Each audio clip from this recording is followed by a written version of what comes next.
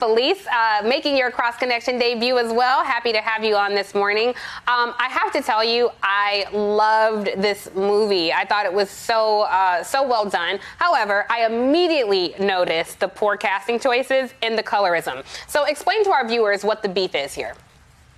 Right. So the trailer initially dropped in December 2019, and folks immediately noticed that there were no darker skinned Latinx people visible. And as we continued on and we saw the film, this is true. The issue is that we are not seeing darker skinned Latinx people with speaking roles. And this is really about centuries long issues of colorism and pigmentocracy that is huge within the Latinx community.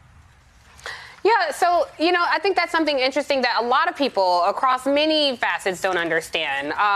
There are a lot of Afro-Latinos in the globe. About 130 million people of African descent live in Latin America. Over 4 million enslaved Africans were taken to Latin America. The diaspora is large and wide and representative everywhere.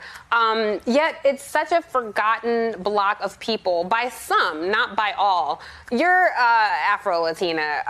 Just what's the experience like, this erasure of who you are as a person, even from a journalistic point of view? Right.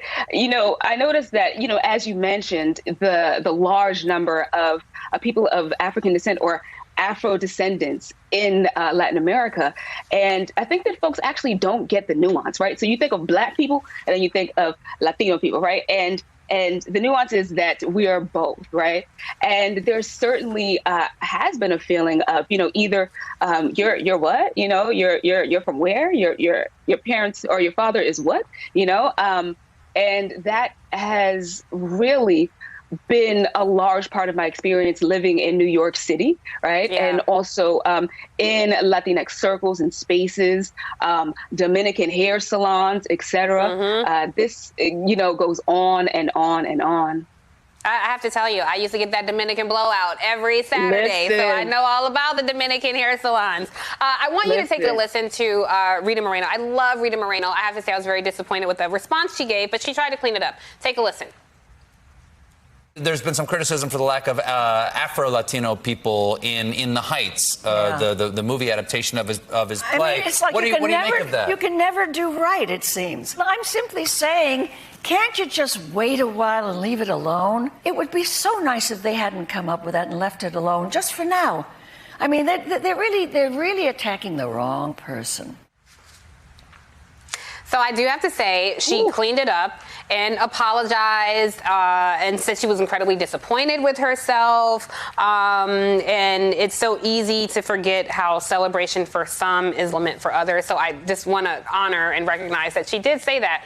But this issue of colorism within communities, I do think on some level she's saying we're blaming the wrong person, because at the root of all this is white supremacy, this idea that fair skin is somehow better than darker skin. But I'm just curious, as an Afro-Latina, what's your take on her response and subsequent apology?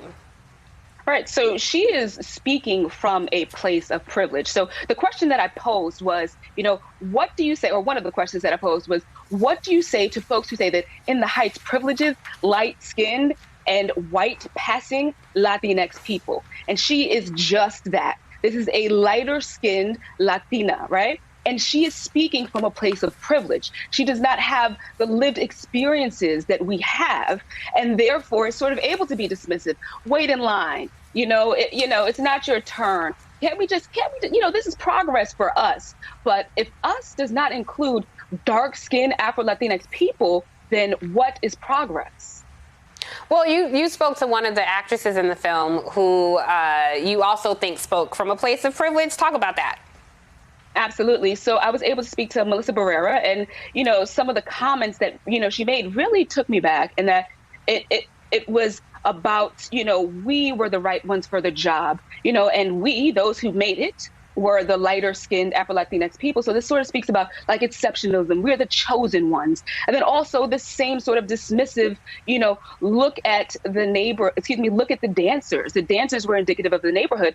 And correct. The dancers, there were some darker skinned people who were dancers, but those are roles that we are typically able to fill, right? We're able to be dancers, we're able to be in the background, we're able to be in the entertainment, and this is truly, indicative or really reminiscent of what we've seen in telenovelas, where you've seen darker people as maids, etc. So that was completely problematic and really caused me to pause.